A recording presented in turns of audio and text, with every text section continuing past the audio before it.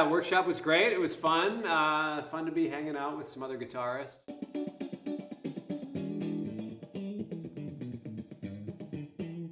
I think it's very fun, and I like talking about tone, and I like having a really clean tone, a specific type of clean tone. But it's maybe less fun for other guitar players because we as guitar players are notorious for wanting to talk about gear, pedals, amps, guitars, that sort of thing. And I'm just kind of like, I don't know, any clean guitar into a clean, well, any Stratocaster into a clean amp is cool with me.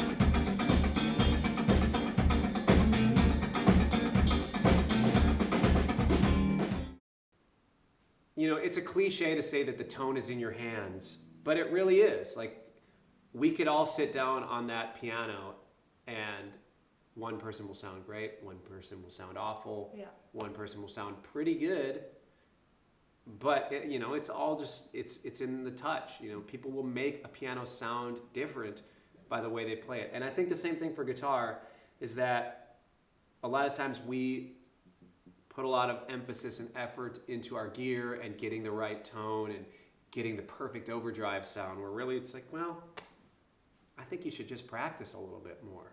And I say that to myself too all the time. It's like, I don't need to sit and look at compressor pedals all day. I should just sit down and practice and I'll sound better. I think effects pedals, when they're used the right way, it is very fun because you can get, like, there are certain things that effects pedals can do that are impossible for me to do right here without them. And I think when they're used for an expression of art and an expression of what I'm wanting to say on my instrument, or a person is wanting to say, it's amazing. Pedals are, it's incredible. But if they're used to hide behind, because like, I can't really play that, so I'm just gonna play like, and let the effect do the thing, then it's like, well, you found a nice workaround, but it is a little bit cheating. And in certain cases it can be, but that doesn't mean that effects pedals are bad, and it doesn't mean that effects pedals, like anybody that used them should be like, oh, look at that guy, you know, he's using pedals, he's not great. I have a gigantic pedal board at home that I use for recording sessions and things like that, and I love it because I can get so many different sounds and so many different things. In my band, for the thing that I do, it's mostly just clean guitar.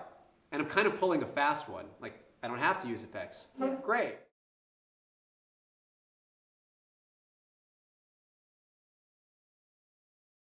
I think the real skill will stand out when you hear it. I think there's plenty of people that are very artful in the way that they use computers and computer music. I do. I use computer stuff with my records, and I think it's great. I use fake instruments, and I use them as a part of what I'm doing for my music and what I'm hearing, and I think it's totally cool. And when it's used in an artful way and when it's used in a genuine way, rather than just like, I can't sing, so I'm gonna tune this all the way there, then it's like, well, can you do it live? I look at music as a form of art. Also, obviously, it's a form of entertainment as well, which is valid. Like, there's really good things in that. I think there can be some really good entertainment in music, and there's some really great entertainment that happens to be music. It's not my favorite kind of music, but it's entertaining. I think that's okay. And music serves different purposes for different people, but if it's purely from an art standpoint, only in that realm, I think it should just be something where what makes something authentic music or not is whether somebody is really truly presenting something or releasing something or whatever that comes from a place within them that they want. It's like the message that they want to say. Yes, there's also an entertainment aspect of it, which I get, and I like that. But first and foremost, the main thing is the message, which for me is a lot just positive energy, positive vibe. I like to have a good time. I like to have a positive outlook on life, and hopefully that resonates through my music. I had a head injury when I was 16 years old, and it did end up resolving itself. It had healed, and there was a lot of, the way that it manifested itself was through my arm going numb all the time.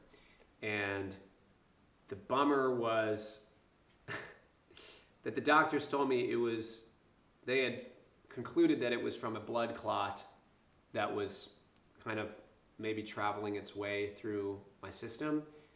And they're like, yeah, just want to let you know, a common thing when this happens is you could instantly die within the next couple weeks as this is working itself out in your body. And they couldn't really find it, which is a huge bummer to hear. And especially for my family to be sitting in the room with me, like my mother crying and that sort of thing. Yeah. But for me, rather than being totally broken up by it, it was more like, okay, I'm going to take this news, I'm going to take this thing, and I'm going to, instead of just like mourning the next couple of weeks of my life, basically taking every day as a gift and every moment to really enjoy the life that I have and the friends and the people around me. And yeah, more than anything, it gave me perspective on what really matters in life. And there are certain arguments or fights or grudges that we hold with people. It's just like, you know what, that's not worth it. Well, music has always been my expression of emotion and just my feelings and as my art. It has been the expression of my art. And also sometimes within the visual realm, I get into design things where I can express myself that way. But because that was an overarching principle for me, it affected my music, because my music now just has much more of a positive, like, uplifting thing. Cool. And I also, it just has to do with my preferences. Like, I don't like really dark, mean sounding stuff. Mm-hmm. I mean, sometimes it's enjoyable to listen to some like angsty things. Like, I do like Rage Against the Machine, and that's pretty, aggressive in certain things. But for me, when I do my own music, I have a different message that I want to put out. Yeah.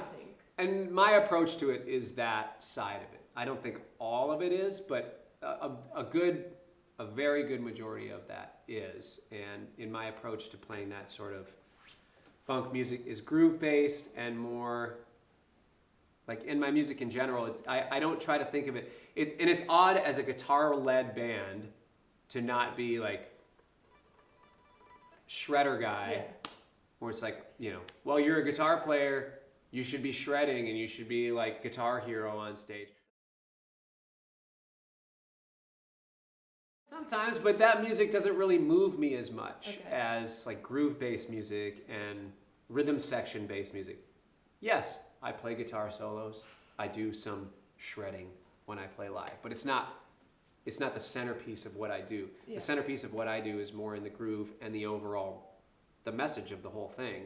And because the message is much less self-serving, it's not necessarily about like, look what I can do, Sure, it'd be fun to, whatever, do, all the guitar fireworks. But I feel like when I do that, sometimes it's more just like, look what I can do, rather than look what I'm trying to present as my art. It's been really well received, and I've had a lot of messages from people like, hey, your record makes me feel really good. And they'll say certain things about things going on in their life. It's like, your music really helped me get through this. It's like, wow, that is amazing to hear, especially from an instrumental record. It's not like I'm speaking to a certain issue. I think what's been kind of fun about that is people are saying they've gone through something in their life, or maybe they've heard my story of you know, what I do and, you know, how I do it. And it's inspiring to them in some way, but I think also with instrumental music, it maybe leaves a little more to the imagination on what it means, and people can take it on however they want to interpret it. I think there are certain things that make sense in that. First off, being that we're both from Minneapolis, and second off, when you grow up in Minneapolis, Prince music is just everywhere. There's no escaping it. And a lot of what I play is very heavily influenced by Prince. So it doesn't surprise me at all. Like there are certain guitar moves that I do that's like,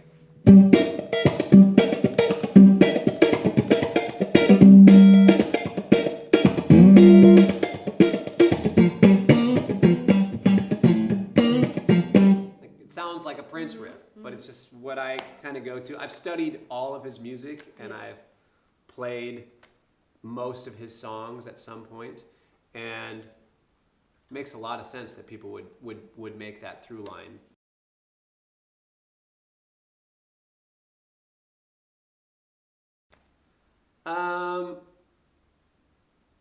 I don't think so on the drums.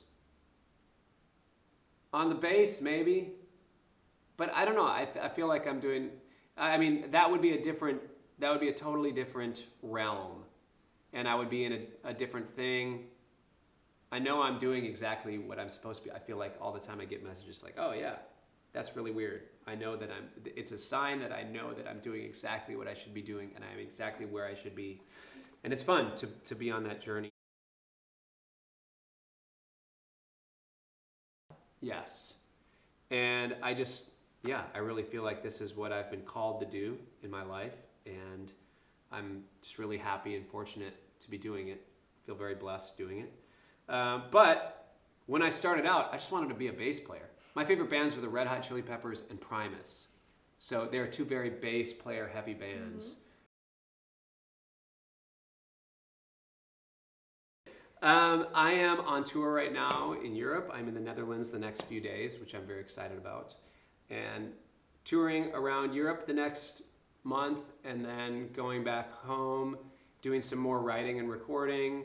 I have some writing and recording that I'm doing with Wolfpack, which is really amazing, and some more touring. I do have a US tour in January and the beginning of February, and then some more Wolfpack shows coming after that.